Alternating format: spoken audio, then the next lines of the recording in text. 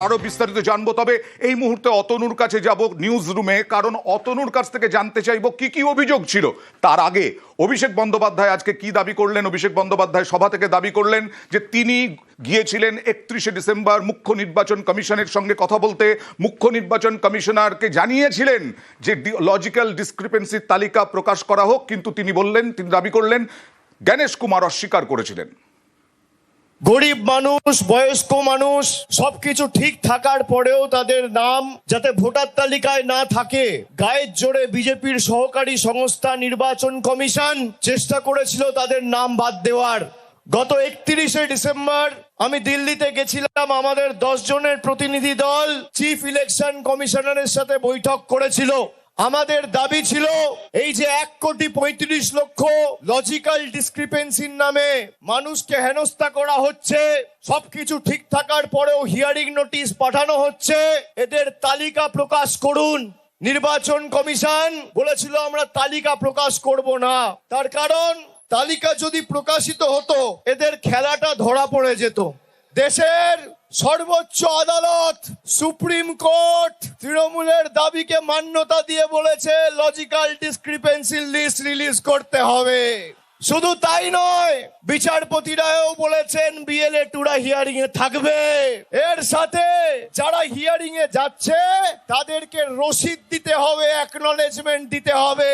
বিজেপির এসআইআর এর খেলা শেষ। মমতা বন্দ্যোপাধ্যায় বলেছিলেন, অভিযোগ করেছিলেন, দাবি করেছিলেন 1,36,00,000 লজিক্যাল ডিসক্রিপেন্সির তালিকা বিজেপির কাছে আছে। আমরা সেই বক্তব্য, মমতা বন্দ্যোপাধ্যায়ের বক্তব্য ভবিষ্যতে দেখাবো। তবে অতনুর কাছে যাব নিউজ রুম থেকে। অতনু, কি কি অভিযোগ উঠে আসছিল? 1,36,00,000 সংখ্যাটা নেহাত কম নয়। এই 1,36,00,000 তারা এই লজিক্যাল ডিসক্রিপেন্সির আন্ডারে পড়ে যাচ্ছেন। তাদের জানানোই হচ্ছে না যে তাদের কোথায় সমস্যা হয়েছে, কেন তারা ভোট দিতে পারবেন না। তাদের অপরাধ বলা হচ্ছে না, বাবার সঙ্গে যদি মায়ের বয়সের মধ্যে 15 বছরের ফারাক থাকে তাহলে। অতনু, তোমার কাছে আসবো। অডিওতে প্রবলেম হচ্ছে, তোমার অডিওতে প্রবলেম হচ্ছে। রাজনৈতিক দিক থেকে বারবার এসআইআর নিয়ে, একেবারে জগন্নাথ মন্দির যেদিন উদ্বোধন হয় সেই দিন থেকে মমতা বন্দ্যোপাধ্যায় এসআইআর এর বিরোধিতা করে এসেছেন এবং তারপরে বারবার রাস্তায় নেমেছিলেন। সরাসরি আবিরের কাছে চলে যাব। আবির, এই যে সুপ্রিম কোর্টের নির্দেশ, এই নির্দেশে তৃণমূল কি মনে করছে?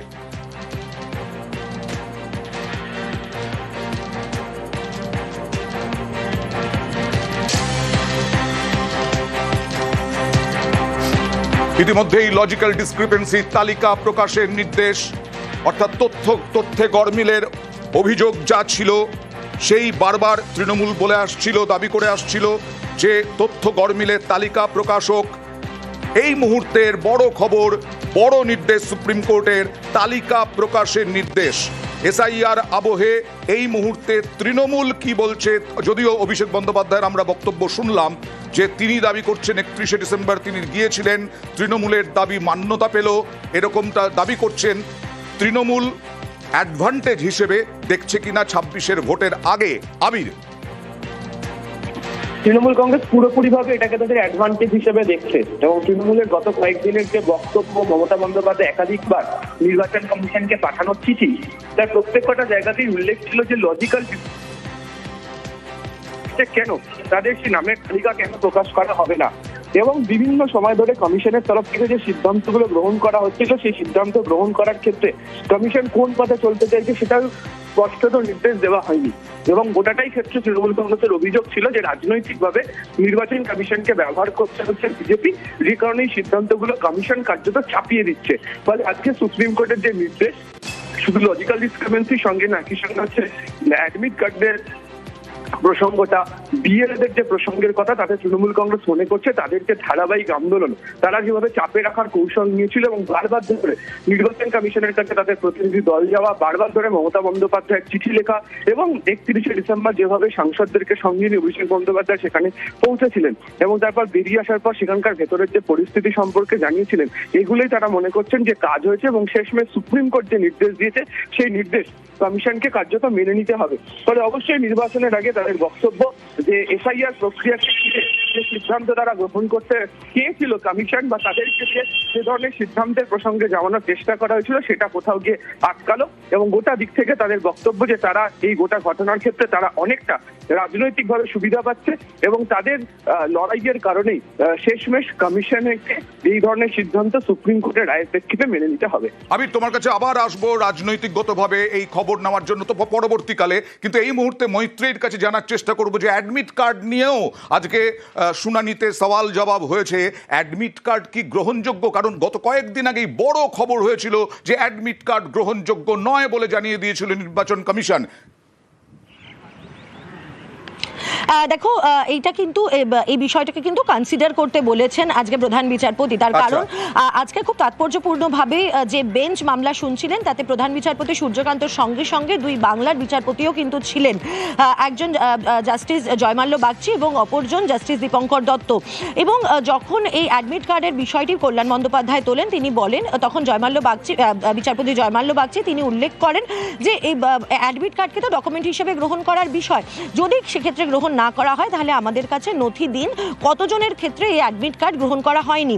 এবং তখনই বিচারপতি দত্তকে বলতে শোনা যায় যে পশ্চিমবঙ্গের ক্ষেত্রে সাধারণভাবে বোর্ডের যে মাধ্যমিকের যে অ্যাডমিট কার্ড, সেই অ্যাডমিট কার্ডে তার সমস্ত তথ্য দেওয়া থাকে, তার জন্ম শংসাপত্রে যেরকম থাকে তার সঙ্গে সঙ্গে মাধ্যমিকের যে বোর্ডের যে ডকুমেন্ট সেখানেও এই সমস্ত নথি থাকে, তার জন্মের প্রমাণ, তার বাবার নাম, সমস্ত কিছু থাকে। ফলে সেই ডকুমেন্টকে কেন গ্রহণ করা হচ্ছে না কমিশনের তরফ থেকে? এবং তারপরই প্রধান বিচারপতি সূর্যকান্ত বলেন ইন দ্যাট কেস দুটো ডকুমেন্টই, অর্থাৎ জন্মের শংসাপত্র অর্থাৎ বার্থ সার্টিফিকেট এবং তার সঙ্গে সঙ্গে অ্যাডমিট কার্ড, এই দুটোকেই একসঙ্গে কনসিডার করার বিষয়ে তারা বলা হয়েছে। এবং কমিশনের তরফ থেকে আইনজীবী দ্বিবেদী তিনি জানিয়েছেন যে তারা এই বিষয়টি নিয়ে তারা কথা বলবেন এবং এই বিষয়টিকে তারা কনসিডার করে দেখবেন। ফলে এই অ্যাডমিট কার্ডের বিষয়টি অর্থাৎ একের পর এক যে বিষয়গুলোকে বারবার করে তোলা হচ্ছিল তৃণমূল কংগ্রেসের তরফ থেকে, কার্যত বলা যায় তার অধিকাংশ বিষয়ই কিন্তু আজকে সর্বোচ্চ আদালতে একটা সুরাহা পাওয়া গিয়েছে। লজিক্যাল ডিসক্রিপেন্সির যে তালিকা, সেই তালিকা পাওয়া গিয়েছে। বিএলএদেরকে বকলমে বিএলএরা চাইলে তারা যদি কোনো ভোটার তিনি যদি অথরাইজ করেন একজন বিএলএকে যে তার হয়ে নথি দেওয়ার জন্য বা শুনানিতে উপস্থিত থাকার জন্য বা তার সঙ্গে উপস্থিত থাকার জন্য, তাহলে বিএলএ সেখানে উপস্থিত থাকতে পারবে। 2, 3, এই যে বারবার করে বলা হচ্ছিল যে বিডিও অফিসে শুনানির জন্য ধার্য করা হবে, কিন্তু সেটা সাধারণ মানুষের জন্য অত্যন্ত সমস্যার হয়ে যাচ্ছিল, তার কারণ তাদের অনেক দূর দূরান্ত থেকে আসতে হচ্ছিল। সেই জায়গায় দাঁড়িয়ে এই নথি জমা নেওয়ার জন্য কিন্তু পঞ্চায়েত অফিস, ব্লক অফিসের কথা বলা হয়েছে, সেটাও কিন্তু একটা জয়। এবং তার পাশাপাশি এই অ্যাডমিট কার্ড গ্রহণের যে বিষয়টি রয়েছে এবং সেখানে কমিশনকে খতিয়ে দেখার জন্য বলেছে এবং তাদেরকে বিবেচনা করার কথা বলেছে, সেটাও কিন্তু এক ধরনের জয়। বারবার করে যে বিষয়টি আজকে তৃণমূল কংগ্রেসের আইনজীবীদের তরফ থেকে তোলা হচ্ছিল, সে কপিল সিবালি হোক বা শ্যাম দিওয়ানি হোক কিংবা কল্যাণ বন্দ্যোপাধ্যায়, তারা বেশ কয়েকটি বিষয় আজকে তুলে ধরেন যে কেন একজনের কতগুলো সন্তান রয়েছে সেটা কমিশন দেখছে, কেন তাদের